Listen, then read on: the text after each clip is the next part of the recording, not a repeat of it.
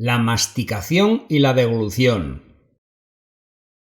Vamos a hacer una esquemilla para que vean la importancia tanto de la masticación como, ya les comento, el tema de la salivilla, que no solo sirve para escupir cuando hablamos, que se me suelen escapar bastantes, y luego el tema de la deglución, que aunque la deglución es autónoma en el 90% de su transcurso, la primera parte es perfectamente voluntaria.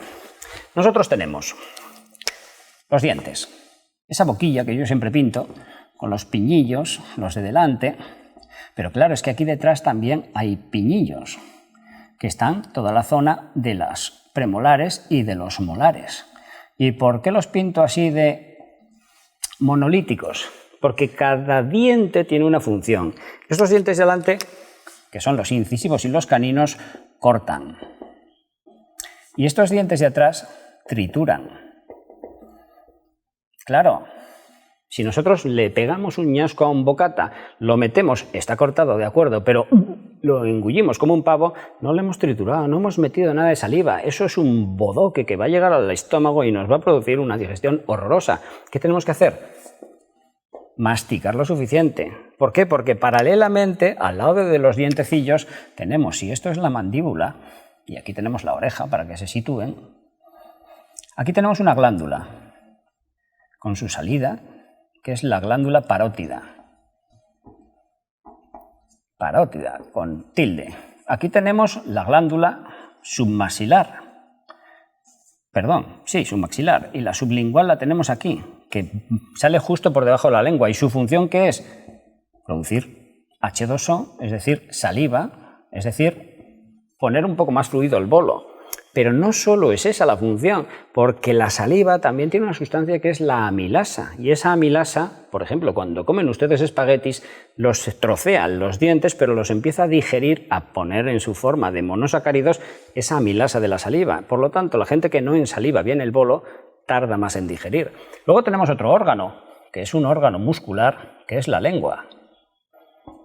Aquí tenemos la lengua.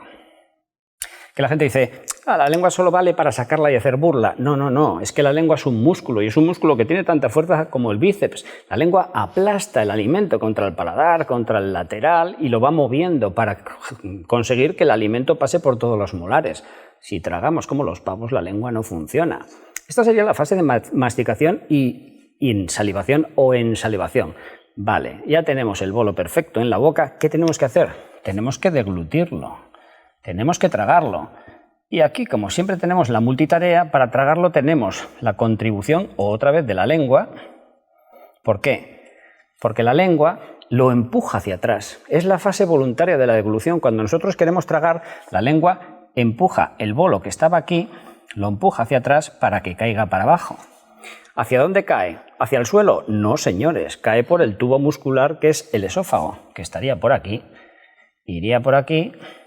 Y son 20-25 centímetros de músculo que van recogiendo el bolo y lo van bajando hacia abajo. Aquí sí que ustedes ya no pueden hacer nada porque eso es un automatismo. Una vez que entra en el esófago ya cae para abajo, la onda peristáltica del músculo lo empuja hacia el estómago y luego llega al final, que es la entrada al estómago, de la cual no les cuento nada porque esa nos ocuparemos la semana que viene.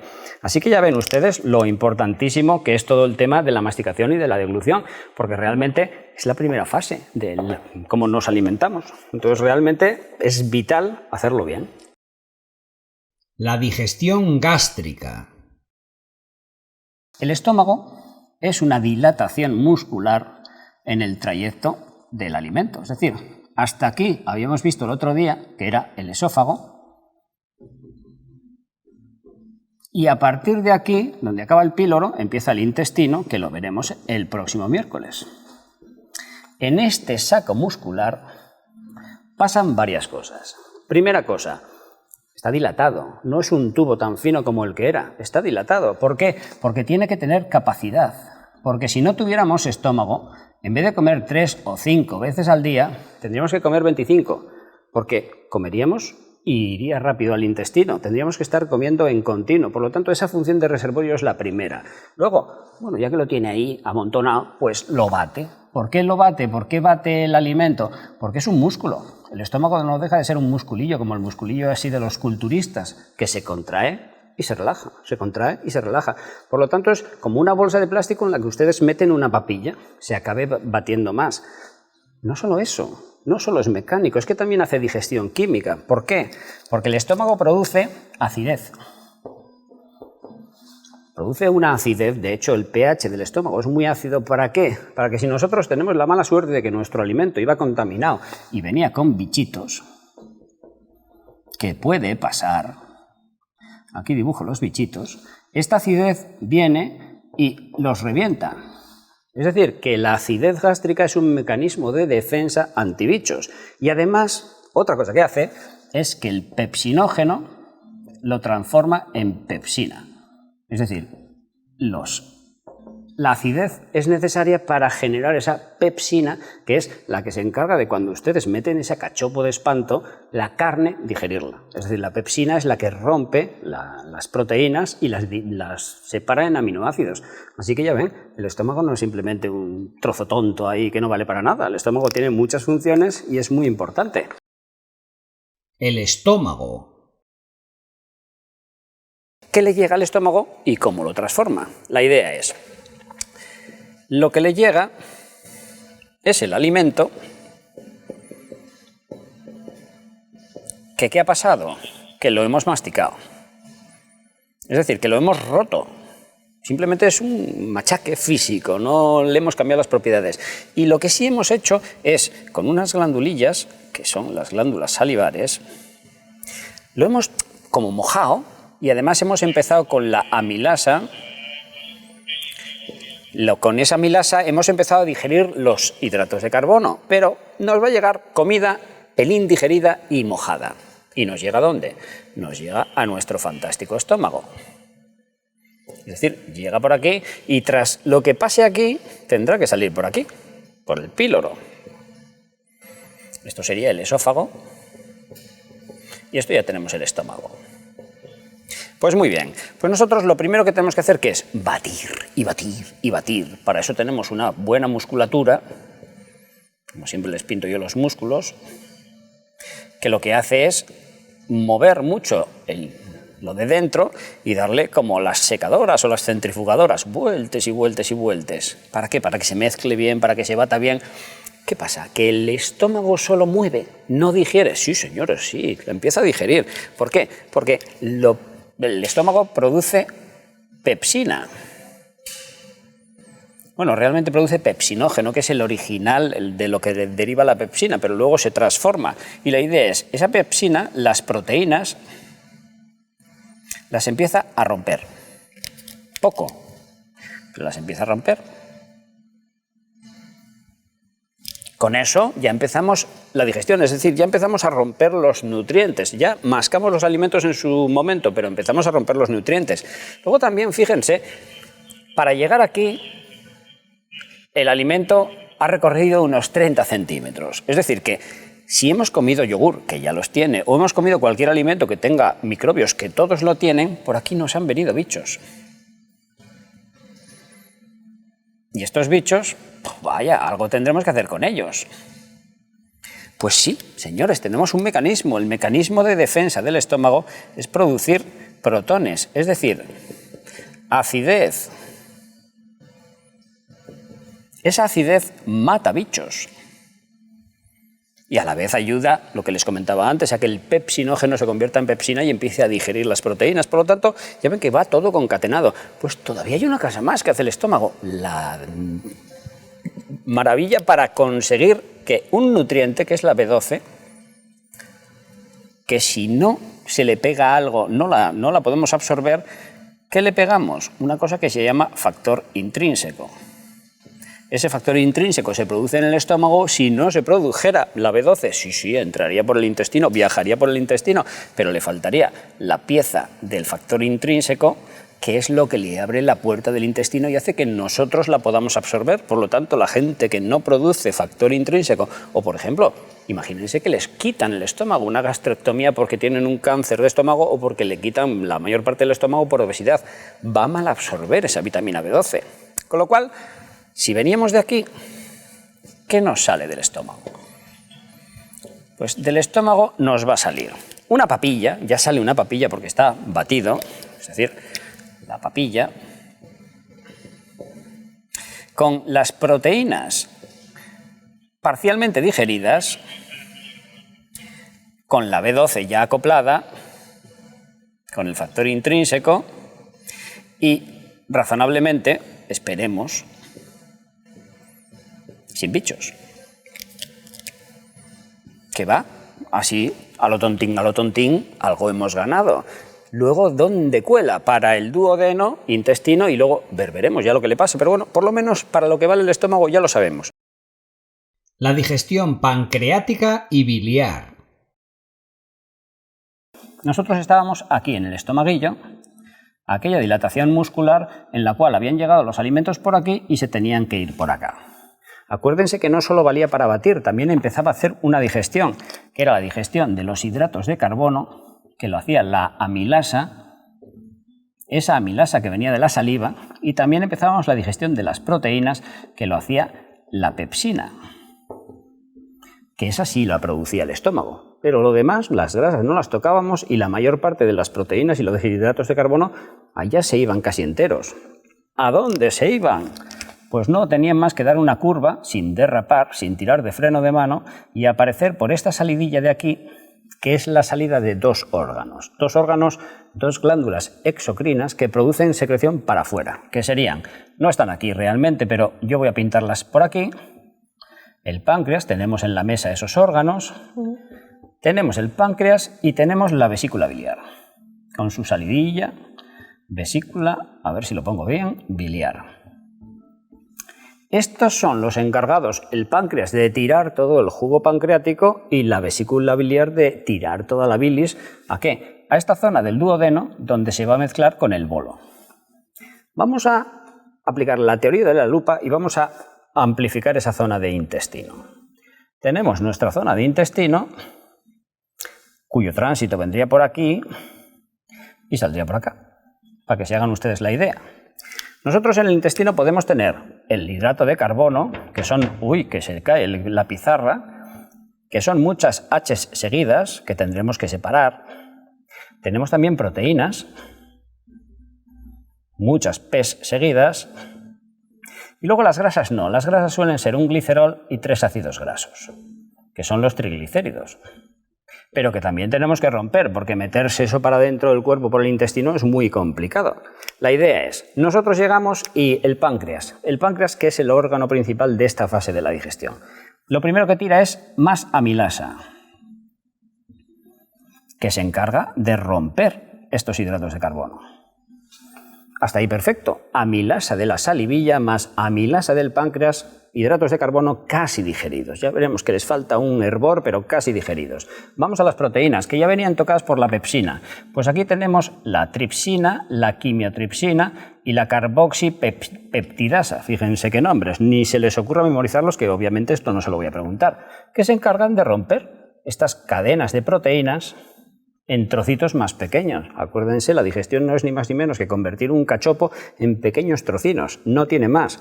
¿Qué nos queda? Digerir las grasas. Para eso necesitamos la lipasa, que viene también del páncreas, pero ustedes dirán, ¡hala! ¿Y entonces por qué? ¿Qué hace la bilis? ¿La bilis qué es? ¿Espectadora? No, la bilis la necesitamos para que la lipasa pueda entrar en los ácidos grasos y romper estos enlaces y convertirlos en el glicerol o en un monoglicérido, y luego los ácidos grasos tenerlos separados, que luego ya los absorberemos. Pero si la bilis, imagínense un trozo grande de queso, si la bilis no lo parte en trocinos pequeños, la lipasa pancreática no le puede atacar y por lo tanto maldigeriríamos esas grasas. Ya ven lo importante que es páncreas y vía biliar para toda la digestión de los macronutrientes. El páncreas. Vamos a ceñir el primer páncreas aquí. Ya lo vieron ustedes, por eso se lo enseñé, esa cosa naranjilla con la parte blanca que parece una hoja así con los conductillos, y luego por aquí estaría el duodeno. Duodeno. Voy a poner dúo, pero ya saben que no es el dinámico, es el duodeno. La idea es, aquí produce secreciones. ¿Y qué secreciones? Digestivas. ¿Por qué? Porque el páncreas pertenece al tracto digestivo, aunque es una glándula que no está metida dentro del tubo, pero realmente pertenece al tracto. ¿Por qué? Porque ya sabemos nosotros que por aquí, que esto provenía del estómago y está en tránsito hacia el intestino delgado para su absorción, teníamos bolas de hidratos de carbono, teníamos bolas de proteínas y teníamos bolas de grasa, los principios activos. Bueno, también tenemos trozos de fibra y tenemos mucho, que ya no me cabe, ahí va, tenemos mucho agua. Pero con la fibra y el agua no hacemos nada. Lo que hacemos es con los hidratos, las proteínas y las grasas. Claro, ¿qué tenemos que hacer? Y esto sí que los voy a bajar abajo. Los hidratos serían sucesión de azúcares pegados. Ya solo voy a poner 3 porque si no nos morimos. ¿La proteína qué es? Aminoácidos muy pegados. ¿Y las grasas qué son? Mayormente triglicéridos, es decir, un glicerol con 3 ácidos grasos pegados. ¿Y por qué les hago yo esto que parece que no tiene ningún sentido? Porque esta es la función del páncreas. Claro, es que esto no hay que lo trague. Bueno, sí, tragarlo lo hemos tragado. Lo que no hay es quien lo absorba, porque esto no cabe por las puertas del intestino, pero ni a tiros. Por lo tanto, tendremos que romperlo. Pues el páncreas produce las enzimas, es decir, las sustancias químicas que lo rompen. Esa es su función. Y al romperlo sí que lo podemos absorber. Claro, ¿qué tiene? Pues tiene carboxipeptidasas, tiene quimotripsina, tiene tripsina para romper las proteínas y dividirlas en aminoácidos. También tiene amilasa, que es la que se encarga de separar los azúcares de los hidratos de carbono complejos para que puedan entrar. Y luego también tiene lipasa, lipograsa, que lo que hace es romper las grasas. Por lo tanto, lo que aquí venía en forma grande y compacta, por aquí ya vienen trocinos muy pequeñinos.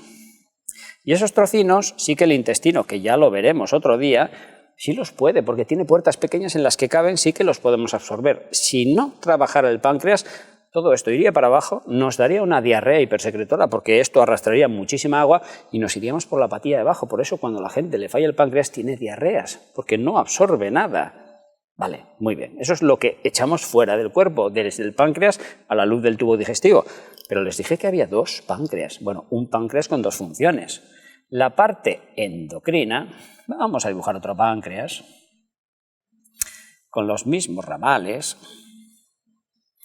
Aquí los tienen ustedes. Estos serían los ramales para ir para afuera.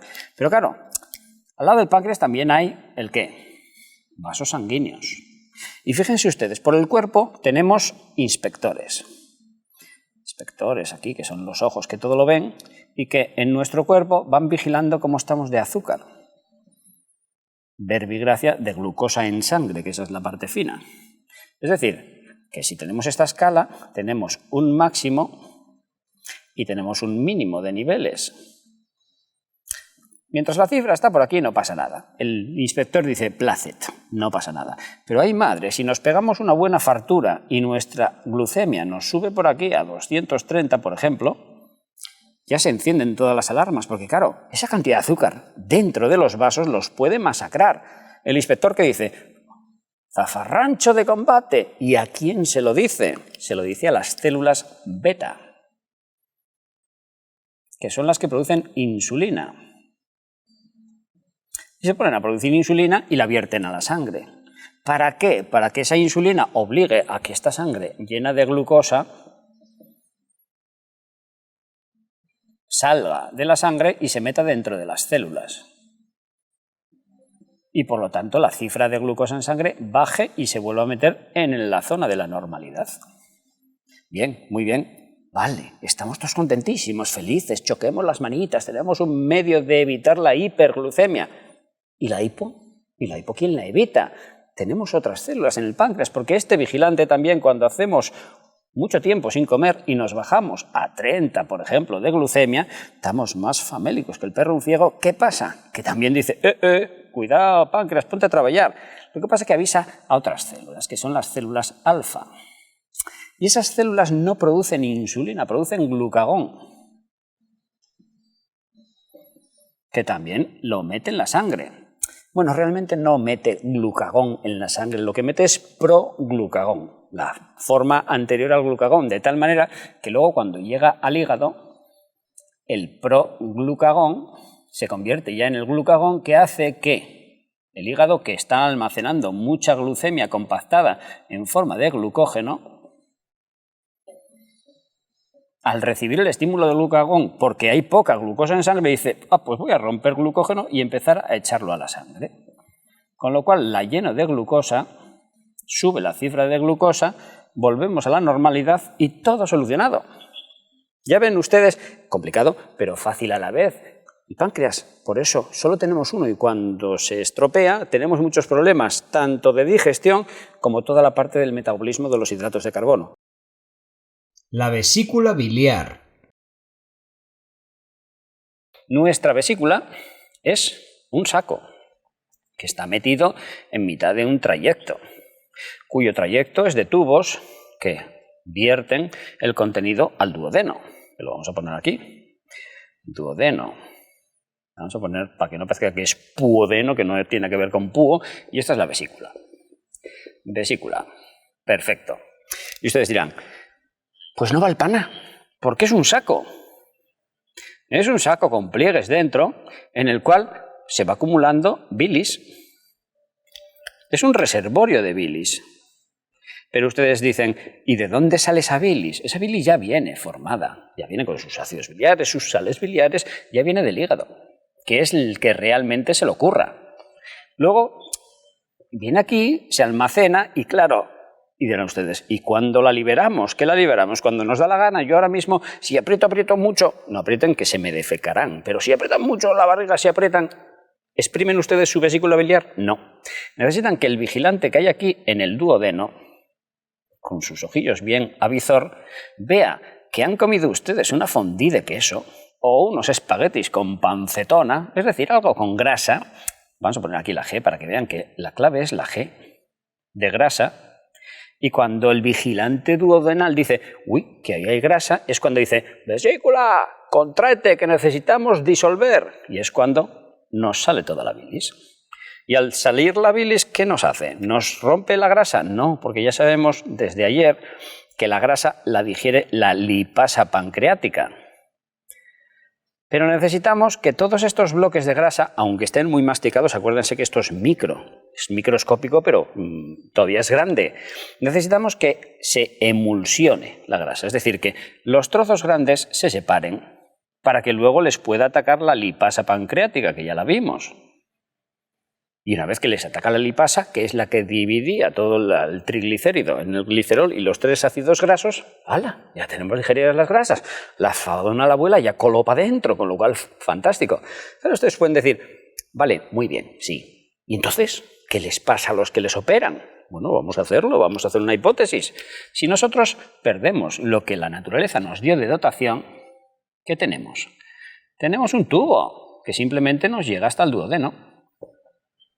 Aquí tendría que estar la vesícula, pero alguien la tiró para el caldero. Por lo tanto, ¿qué pasa? Dos situaciones. En ayunas o después de comer. En ayunas, y vamos a pintar otro para la situación de después de comer. Mismo mecanismo y misma vesícula que no existe. Para después de comer lo vamos a llamar postprandial, que es como se dice finamente. Y aquí intentamos ser finos, que también podemos serlo. La idea es, nosotros en ayunas y en postprandial, después de comer, nos da igual, porque como no tenemos reservorio, nadie acumula bilis, el hígado gotea y gotea y gotea. Está produciendo a tasa constante, de tal manera que las gotitas de bilis van cayendo. Y van cayendo al duodeno. Claro, ¿cuál es la diferencia? Que es radical, por cierto. Que esas gotitas de bilis, cuando estamos en ayunas, caen al duodeno vacío. En cambio, cuando acabamos de comer, algún bloque de grasa habremos comido, porque es muy raro comer comida sin nada de grasa, por lo tanto ahí sí que pueden trabajar. Si no tiene grasa porque no hemos comido nada, estos ácidos biliares y sales biliares son muy irritantes. A la tripilla, tanto al duodeno como al colon, la vuelven un poco nerviosa, la ponen un poco pila. Conclusión, ¿qué le hacen? Moverse mucho, le producen una diarrea. Por lo tanto, las personas colecistomizadas, es decir, fuera vesícula, tienen tendencia a mucha irritación intestinal y diarrea. Eso en ayunas. Claro, cuando ya hay grasa, ¿qué pasa? Que como nadie acumuló la bilis, hay poca bilis todavía. Es decir, que hay grandes bodoques de grasa que al no estar suficientemente emulsionada, la lipasa pancreática no la puede atacar y se cuelan hasta el final. ¿Qué nos pasa con ello? Que tenemos otro fenómeno que es esteatorrea. ¿Qué tiene esto el nombre? Porque el nombre es rarito, ya lo saben. Pues esteatorrea es defecar demasiada grasa. Por eso las personas sin vesícula o defecan mucho o cuando defecan las heces flotan. ¿Por qué flotan? Porque la grasa no está digerida. El intestino delgado.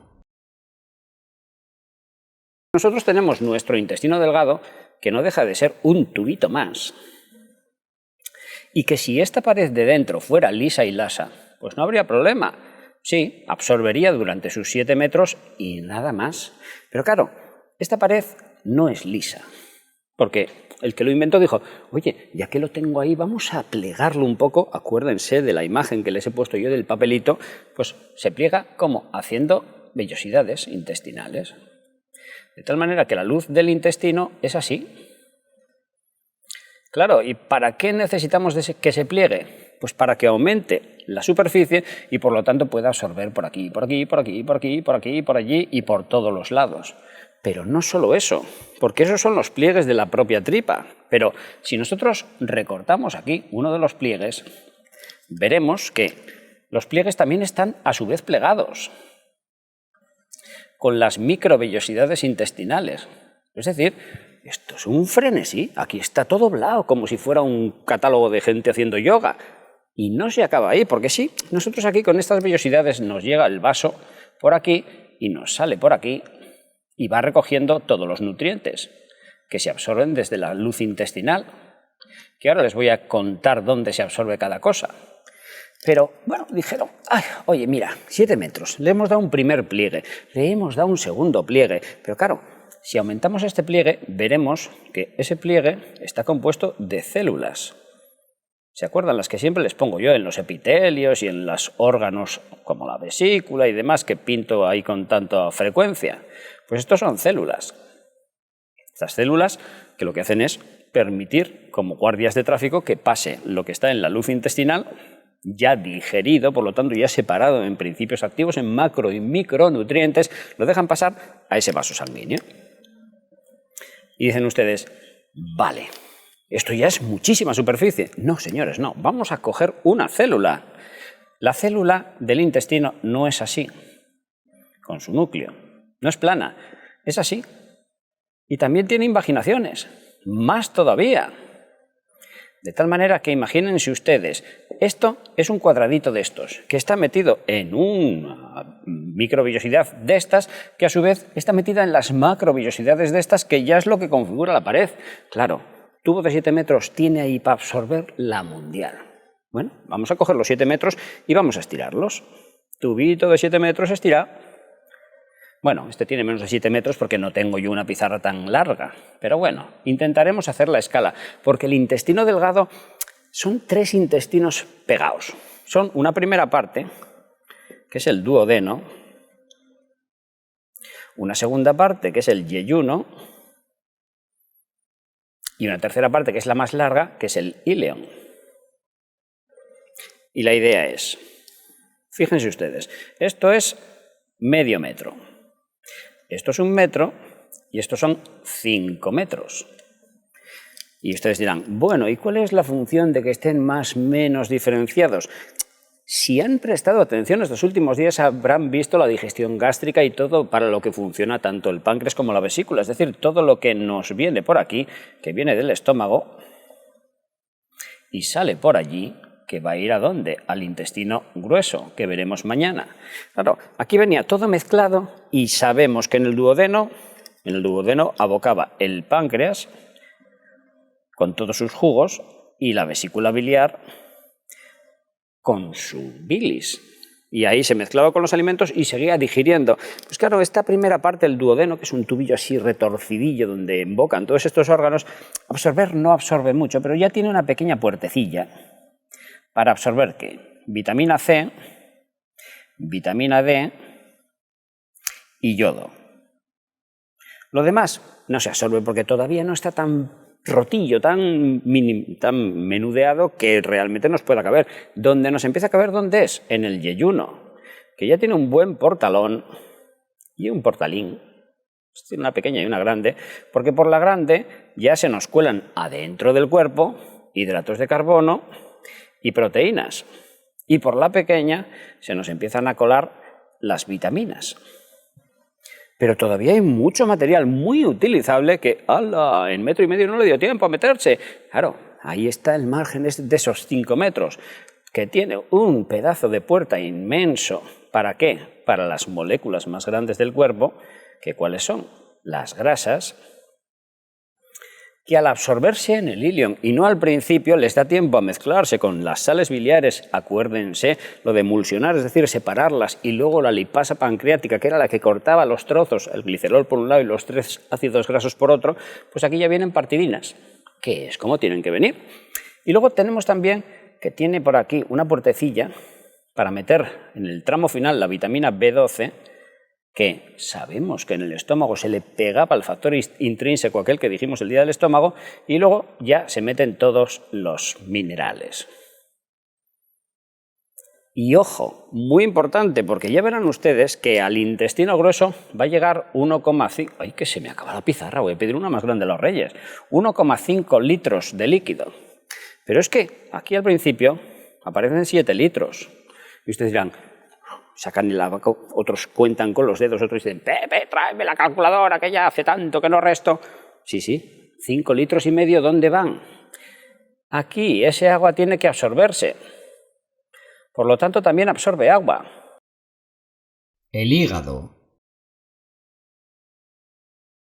El hígado, su función principal, porque luego tiene funciones añadidas que les comentaré, pero la función principal, déjenme cerciorarme que tengo el negro, es una función de filtro. Y yo estaba pensando ahora al empezar el programa, ¿y qué hago yo para hacer la metáfora de cómo se filtra? Yo creo que ya utilicé algún día la del colador y no la voy a gastar. Vamos a ir a los bateadores, a los buscadores de oro. Vamos a pintar un río por aquí. Ese río que nosotros tenemos por ahí. Y vamos a pintar pues, los bateadores. Bateadores de batear, no de darle con el bate como en el béisbol, no, de intentar buscar oro. Y claro, de la que uno intenta buscar oro, tiene que filtrar y filtrar y filtrar. Y la idea es que los hepatocitos, que son nuestros bateadores, filtran y filtran y filtran. ¿Qué filtran? En este caso la sangre. Nosotros tenemos por aquí el río A. Pero luego hay otro río B que también va por aquí, que es mucho más pequeñín, que no lleva metales preciosos, que no lleva a buscar, pero sí lleva comida. Lleva el pollo asado, lleva pescadillo, con su aletilla, lleva algún sándwich rico, forrado de cosas ricas por dentro, y dirán ustedes, ¿y para qué queremos un río lleno de comida? Ya, los bateadores que batean y filtran tendrán que comer. Esa es la idea, es la comida para los curritos. Claro, vale. ¿Y qué hacen los bateadores con lo que sacan del río? Mayormente los metales preciosos. Pues vamos a poner una cinta transportadora detrás que lleve el producto del bateo. Así estaría por aquí, lo vamos a poner en 3D, que siempre les presta mucho todo el tema de los 3D. Y por aquí pues vendría el oro y la plata. Lo pongo simbólico porque ya saben que químicamente se ponen AU y AG, pues simplemente oro y plata. Y dirán ustedes, el doctorín se le fue la pinza, porque si va a hablar del hígado, todavía no nos ha contado ni un fotograma de hígado. Claro, pero es que primero siento la metáfora y ahora les cuento. El hígado es igualito que los bateadores. Nosotros, desde el intestino delgado, nuestro tubito de intestino delgado, por el sistema portal, viene la sangre, pero viene llena de tóxicos, que serían el oro y la plata. Es decir, el oro y la plata son los tóxicos. Es lo que nuestros bateadores van a filtrar y van a tirar para la bandeja de detrás. Porque claro, luego después de aquí, cuando ya sale limpia la sangre del hígado, ya sí nos va al resto del cuerpo. El viaje inicial es desde el intestino hasta el hígado. Si los dejan pasar los bateadores, luego ya nos va a todo el resto del cuerpo y nos puede intoxicar. Si son metales pesados, por ejemplo, los almacenamos en el propio hígado, en algún otro órgano, en las córneas y demás, y nos pueden hacer enfermedades, mayormente. La idea es, ¿y por qué el doctorín se inventó este tránsito doble del oro y la plata? Pues porque el hígado es tan gallo, es decir, las células especializadas en filtrar todos los tóxicos que provienen de esa sangre intestinal son tan especializadas que parte de los tóxicos, los que son grasos o liposolubles y los que son acuosos o hidrosolubles, los separan. ¿Por qué? Porque el hígado no se queda con ellos, porque si no, a lo largo de la vida los almacenaríamos. Los que son liposolubles, ¿qué hace el hígado? Los larga a la vesícula biliar, vehiculados en la bilis, y desde la bilis vuelven otra vez al intestino delgado, a la tripilla, y luego, luego al intestino grueso. Y luego del intestino grueso ustedes saben dónde va. Lo expelemos por el ano, es decir, lo defecamos. Por lo tanto, una vía de tóxicos que se disuelven en grasa fuera del cuerpo. Pero los que se disuelven en agua, ¿qué hacemos? Pues muy fácil, los devolvemos a la sangre pasa por el riñón. ¿Y el riñón qué función tiene? También de excreción, por lo tanto luego echamos el pisecillo ese que chiscan los varones y las mujeres sentadas y ya está, fuera tóxicos hidrosolubles. Por lo tanto, toda la parte tóxica nuestros bateadores la han conseguido extraer. Ojo, y no llevársela para casa, es decir, no quedársela ahí que se acumule y que les provoque toxicidad. El intestino grueso. Idea básica del intestino grueso. Un tubo. Y un tubo que ya he pintado en este programa como 450 veces, porque cada vez que pintamos cualquier enfermedad que afecte al intestino grueso, siempre lo pinto igual. Acuérdense que el intestino delgado, del que hablamos ayer, aboca al hueso, digo al grueso, que aquí tiene el apéndice, que es lo que hay gente que está operada y ya no lo tiene, que este sería el colon ascendente, el transverso, el descendente, el sigma y el recto. Y esto ya sería el ano, que es ya cuando decimos, ¡hala! Hasta luego, Lucas, las cacas que se piden. Idea básica.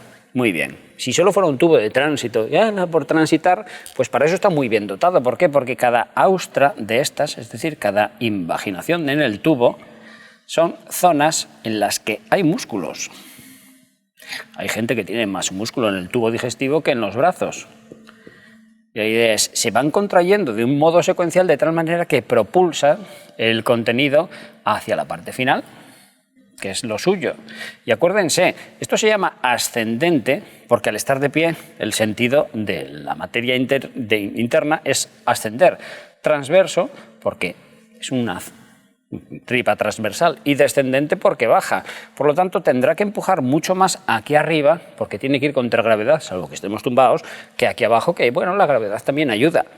Y en todo este trayecto, aparte de empujar, empujar y empujar, ¿cuál es la función principal del intestino grueso? Pues fíjense, muy fácil. Aquí nos llega 1,5 litros procedente del intestino delgado, 1,5 litros de materia entre fibra, agua y materia que ya no vamos a absorber. Y por aquí, para no caer en la diarrea, tendría que irse entre 0,25 y 0,30 litros. Es decir, que hay un balance, es una diferencia de 1.250 mililitros, verbigracia de 1,25 litros de agua que nosotros no podemos perder por abajo porque estaríamos en diarrea y que tenemos que recuperar porque ya han llegado al intestino grueso. Y por eso el intestino grueso lo que hace es recuperarlo, es decir, saca de la luz agua, que esa es su función principal. Y es importante, no se piensen, porque perder todos los días 1 litro de agua no es plato de gusto. Así que el agua hay que mantenerlo dentro del cuerpo. En la parte final, en la parte del sigma, se mantiene más, es decir, las heces, que ahí ya son heces, ya están acumuladas, porque claro, nosotros no somos de defecación continua, no estamos todo el día sentados en el roca, vamos 1, 2, hay gente que 3 y 4 veces al día. Hasta entonces las cacotas están aquí almacenadas y aquí es donde más se deshidrata. Pero también es donde más presión hay, y tengan en cuenta que todo esto hemos dicho que tiene músculo.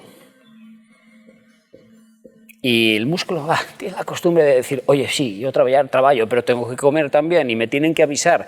Por lo tanto, por todo el intestino están entrando vasos sanguíneos, que son arterias y venas, y están entrando también nervios, que son los que dicen, oye, ahora contrae tú, ahora cállate tú y que se contraiga el otro. Es decir, que tienen puntos de debilidad en la pared.